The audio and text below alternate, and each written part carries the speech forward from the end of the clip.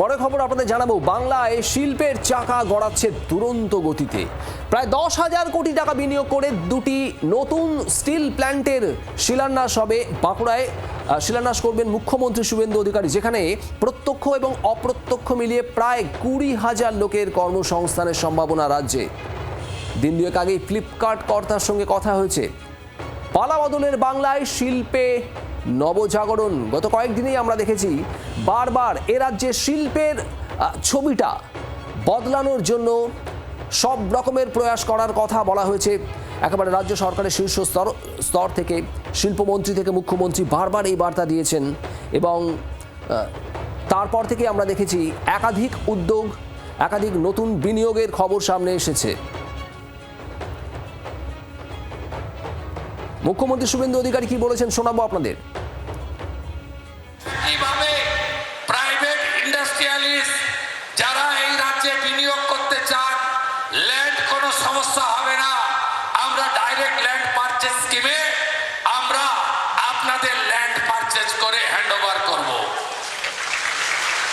Land ceiling policy একদম change করে দেব। আমরা 2013 সালে ল্যান্ড পারচেজ পলিসি অ্যাকসেপ্ট করেছি। কোন industry land purchase direct purchase করে আমরা চাই না আর একটা নন্দীগ্রাম সিঙ্গুর হোক। আমরা ডাইরেক্ট ল্যান্ড পারচেজ পলিসি চালু করেছি, যে পলিসি দিয়ে আমরা বিএসএফ কে বর্ডারে ল্যান্ড দিচ্ছি, রেলকে জমি কিনে দিচ্ছি, এনএইচ কে জমি কিনে দিচ্ছি। শ্রেয়সী গঙ্গোপাধ্যায় আমাদের প্রতিনিধি রয়েছেন। শ্রেয়সী, জমি অধিগ্রহণের ক্ষেত্রে কোথাও যাতে কোনো সমস্যা না হয় একেবারে স্পষ্ট বার্তা দিচ্ছেন মুখ্যমন্ত্রী শুভেন্দু অধিকারী। আর এবার 10,000 কোটি টাকা স্টিল প্ল্যান্টে বিনিয়োগের নতুন খবর, ঠিক কি জানতে পারছো?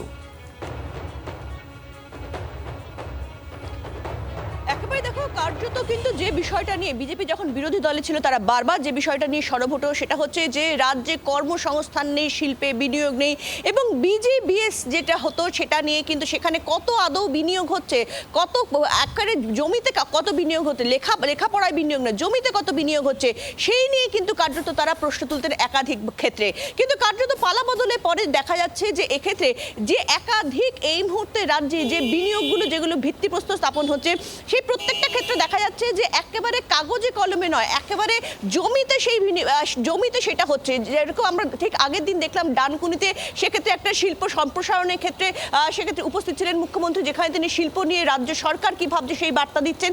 আবার ঠিক পাশাপাশি আজকে অর্থাৎ গত সপ্তাহের পরে ঠিক এক সপ্তাহের মধ্যে আজকে এক্ষেত্রে দেখা যাচ্ছে যে বাঁকুড়াতে প্রায় 10,000 কোটি টাকা বিনিয়োগ হচ্ছে।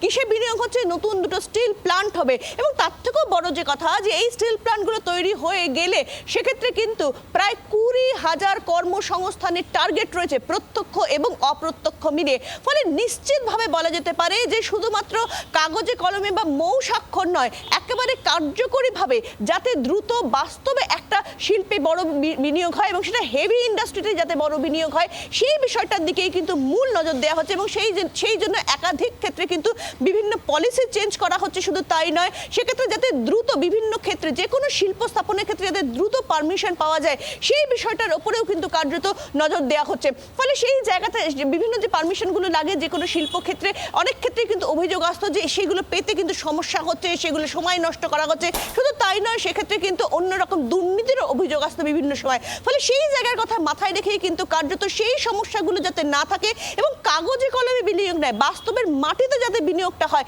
সেই বিষয়টার উপরে জোর দেওয়া হচ্ছে এবং তারই কিন্তু বলা যেতে পারে যে কার্যকরী ফল দেখা যাচ্ছে।